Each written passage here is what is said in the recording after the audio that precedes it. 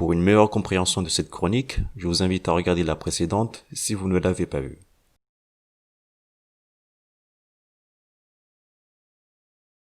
Les Comoriens et l'utilisation de leur langue maternelle.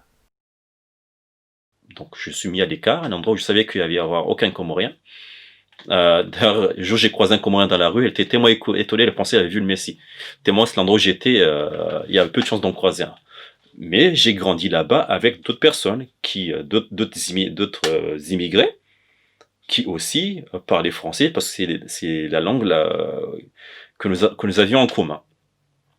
Donc ce qui fait que, à un moment donné, en fait, mon cerveau a dû faire un choix.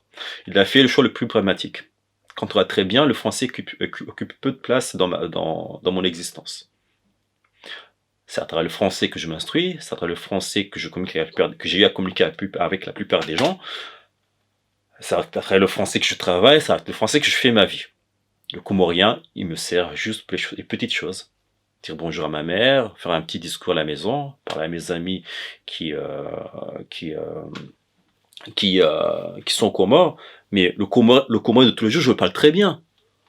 Le comorien que je parle pas très bien, c'est le comorien officiel, le comorien qu'on est censé utiliser devant tout le monde, le comorien qu'on est censé employer dans un discours, dans un débat. Ce comorien-là, on me l'a pas appris. Et ce comorien-là, on l'apprend pas dans la rue. Ce comorien-là, ça s'apprend. Une langue, ça s'apprend. Vous avez parlé, par exemple, l'exemple de la turque, enfin, de ma copine turque. Elle, sa langue, on lui a appris. Donc, j'imagine qu'elle est capable de mener un débat dans sa langue maternelle. Moi, ça l'est impossible, parce que ma langue, on me l'a pas appris. Ma langue, elle est même pas standardisée. C'est-à-dire qu'il n'y a même pas des écrits. On commence, là, maintenant, à faire des écrits.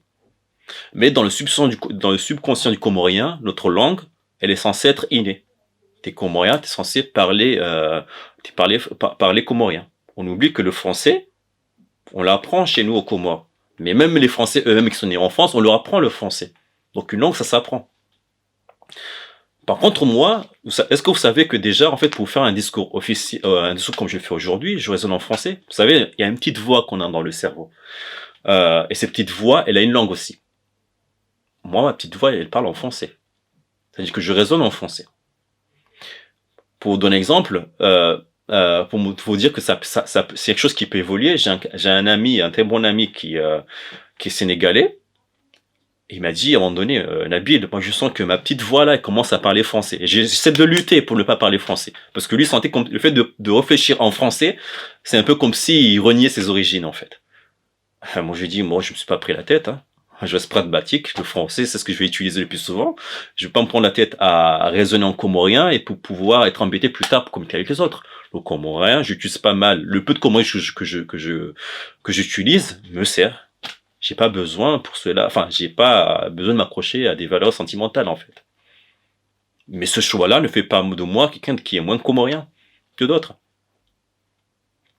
Donc, et du coup, quand je disais que la langue, ça s'apprend, mais moi, en fait, on m'a pas appris à faire des discours en shikomori. Par contre, en français, c'est le cas. Je vous donne un exemple tout simple.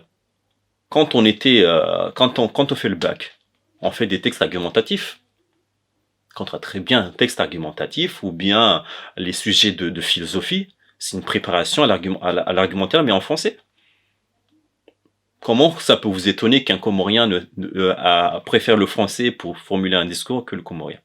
En comorien, on m'a jamais dit, vas-y, prends les devants, mets-toi devant, fais un discours. C'est toujours les anciens qu'on met devant, on dit, vas-y, fais un discours. Les petits, asseyez-vous, écoutez.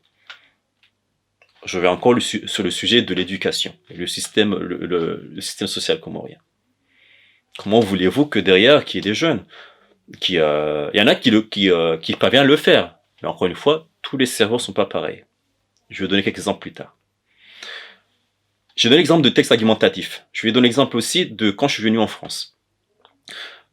Dans mes 2 premières années universitaires, on avait une formation qui s'appelait PPP, ça veut dire projet personnel et professionnel. C'est-à-dire que, et regardez bien les jeunessetés qu'il y a là dans la formation, c'est que tu viens de commencer une formation, et le but de la formation, de cette matière-là, c'est de te préparer à constituer un projet personnel et professionnelle pour que une fois que tu as fini les études, tu puisses trouver un travail. Donc c'est là qu'on va t'apprendre à écrire un CV, à faire une lettre de motivation, à chercher les entreprises, passer l'entretien, pardon. En fait, on te prépare à la suite. Alors que j'ai remarqué que, de par mes amis qui font les études aux Comores, il y a pas, dans nos études à nous, il n'y a pas cette préparation-là. On ne nous prépare pas à ça, au niveau d'université. Et même au niveau de l'éducation, on ne nous prépare pas à prendre les devants. On nous prépare à écouter. Et c'est ce qui fait qu'aujourd'hui, quand il y a des problèmes aujourd'hui au pays qu'il faut revendiquer, personne ne se lève. Parce qu'on nous a toujours appris à suivre la personne qui est au pouvoir. À la maison, celui qui est au pouvoir, c'est le parent, c'est le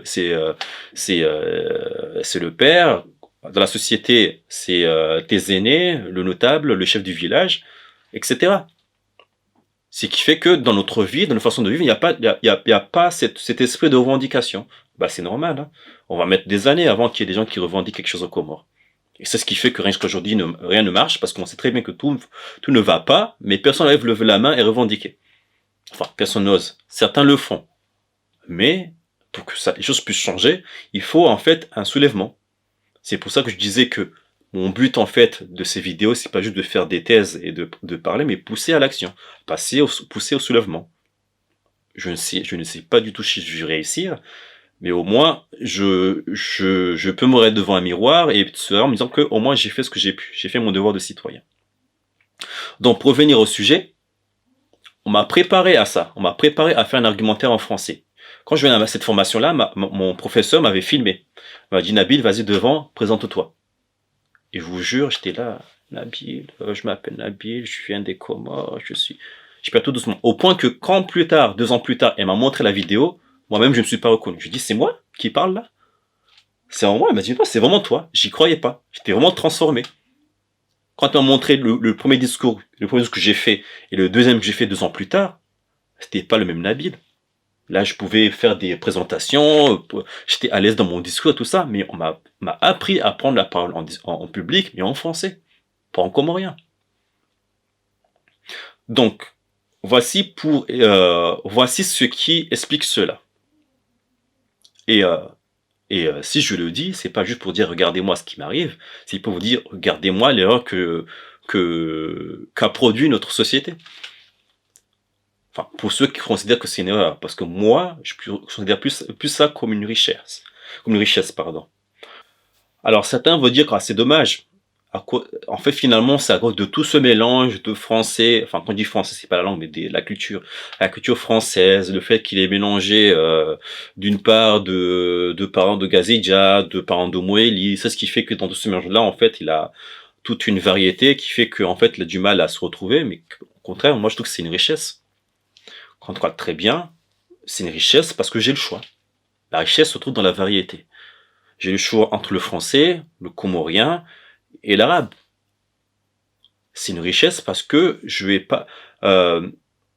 peux switcher d'un à l'autre, quoique sous certaines langues, je vais un peu avoir du mal, mais je vais pas être en difficulté que la personne qui a un 0 pointé dans ces 3 langues-là, par exemple. C'est une chance parce que réellement, quand on très bien, il n'y a pas plus comorien que moi. Je suis plus comorien que la personne qui est née en Koladziwa, 2 parents de Koladziwa qui connaît que Koladziwa. Je suis 2 parents qui est né de Ngazidja et d'une autre qui est née à Moélis, ce qui fait que je connais les 2 cultures différentes, sans même produire un effort. Pour vous donner l'exemple, je vais vous donner l'exemple d'une cousine.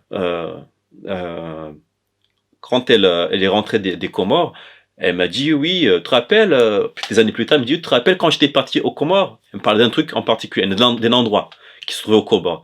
C'est un endroit qui se trouve aux Comores. Je lui ai dit, mais aux Comores, mais où? Mais aux Comores!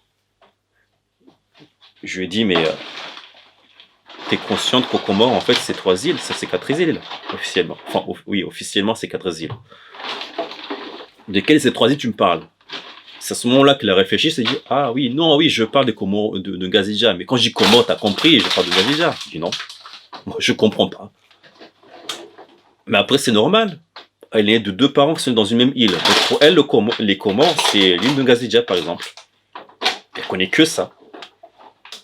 Alors que moi, qui est issu de cette variété-là, bah, j'ai pas produit d'effort pour me dire, attends, quand elle dit Comores, directement c'est Ngazidja. Je comprends vraiment que Comores, c'est une globalité, c'est 3 îles. Alors que dans le subconscient du Comorien, le Comores, c'est une partie de l'île. Quand il dit j'étais au Comores, il parle d'une île en précision.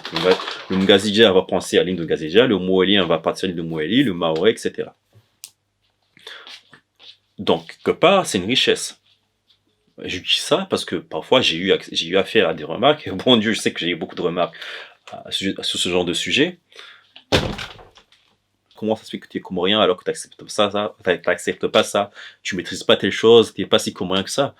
Que part en fait c'est une richesse parce que moi de par en fait cette diversité, en fait ce multitude-là, je comprends que le comorien, le grand comorien, c'est pas un moélien. Les moéliens ont leur particularité, le Anjouanais a sa particularité et ainsi de suite.